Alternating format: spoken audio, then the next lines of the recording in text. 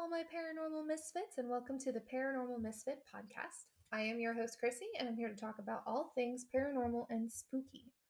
From experience that I or someone else has had, to the shows, movies, and books, to lores and legends, and to the places known for the paranormal. I'm going to talk about all of it. I myself am a believer with a healthy set of skepticism. You'll hear my thoughts and feelings about different topics revolving around the paranormal, so cozy up with your favorite beverage of choice and listen along.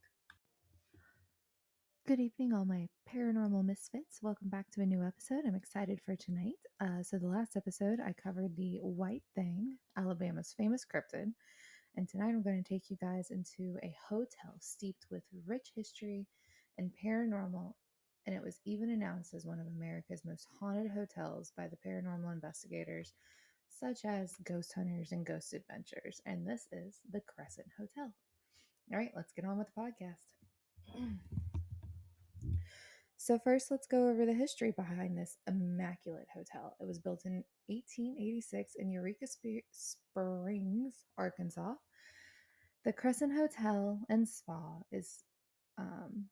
sits atop a gorgeous mountaintop resort. Can't even read what I wrote. And was considered America's most luxurious resorts. This massive resort was built at a cost of $294,000, and Isaac Taylor was the architect at the time of construction.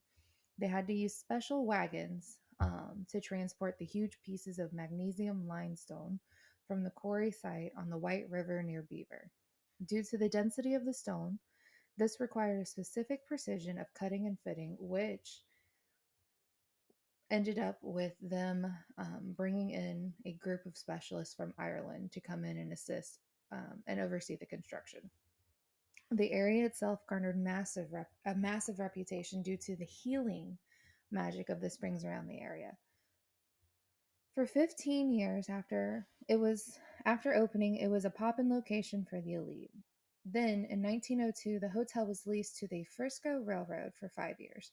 Due to the slow business during the winter, it then transitioned into the Crescent College until 1934. So during, basically like a college year, they would open it up as a college, and then during the summer, they would be a resort. So yeah, it was kind of interesting. So this college provided education to women. So in 1937, it was purchased by a Norman Baker, and he remodeled the hotel college into the Baker Cancer Clinic.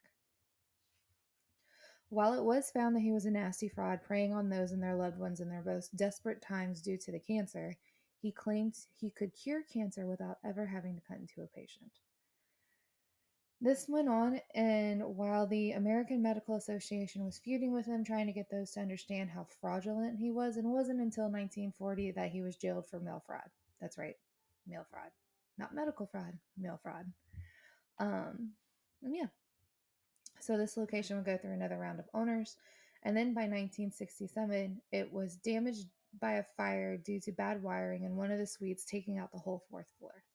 Over the decades, there were multiple owners again and more remodeling and restoring this resort to its former glory with modern amenities.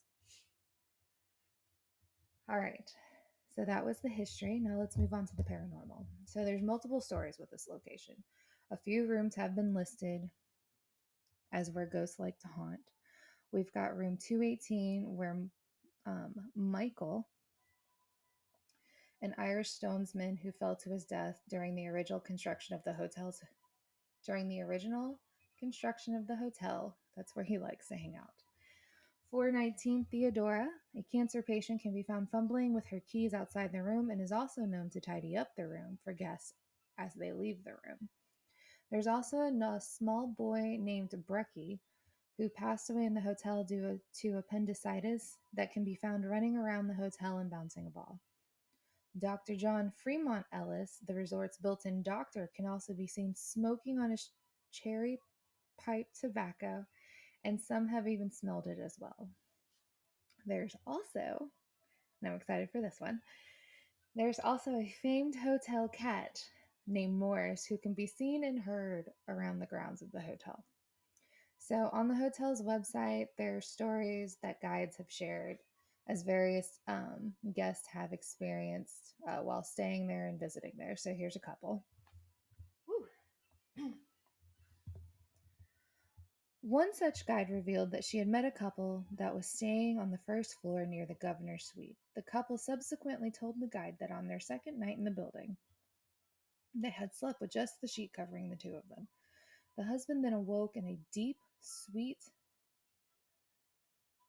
What?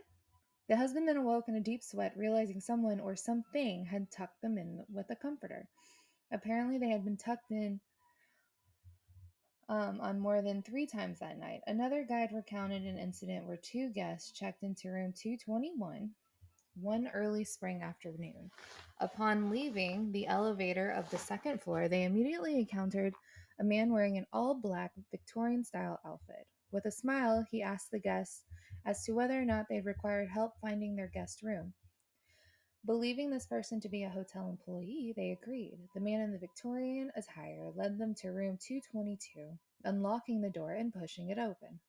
As the couple entered, they realized they hadn't tipped the man, and when they spun around with some cash, he had seemingly disappeared. Perplexed, the two guests just relaxed in their guest room for the rest of the day.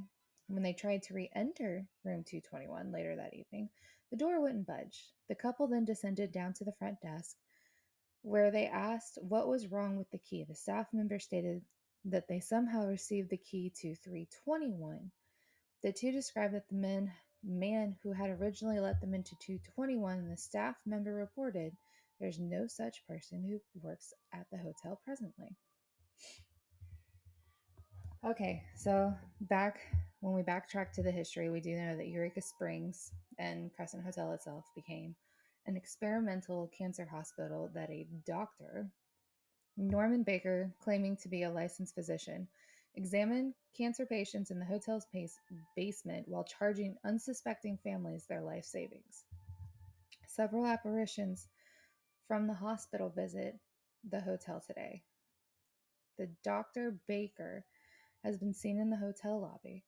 He is described as a man with a purple shirt and a white linen suit, matching photographs of the infamous entrepreneur. A nurse pushing a gurney residing in Baker's Old Morgue area is known to squeak and rattle down the halls of the hotel. A hotel maintenance man witnessed all the washers and dryers mysteriously turn on in the middle of the night. The laundry room is located next to Dr. Baker's Old Morgue, which still contains his autopsy table and walk-in freezer. Housekeepers report meeting Theodora in room 419. She introduces herself as a cancer patient of Dr. Baker's and then vanishes after courtesies are verbally exchanged. Steve Garrison, a cook at the hotel, swears he doesn't drink on the job. In fact, he doesn't drink, period. However, Garrison may have been tempted by two strange encounters in the kitchen of the haunted hotel's crystal dining room. One morning, while slicing and dicing some veggies, he looked up and saw a little boy with pop bottle glasses, dressed in old-fashioned clothes and knickers, stepping around the kitchen. One morning, Garrison flipped on the light to begin the day's preparations when some or all of the pots and pans came flying off their hooks. The Crescent Hotel has so many ghostly tales to tell that the tours of this historic place in the Ozarks are held throughout the year. That's written terribly. Anyways, tons of different paranormal groups have investigated this place over the years, and they've all kind of came to the similar conclusion, right? Is that the limestone that the resort was built with, including the springs that are around it, are believed to be the catalyst for the paranormal experiences that happen, as the stone especially is seen to have a special ability to absorb and release electromagnetic and psychic energies.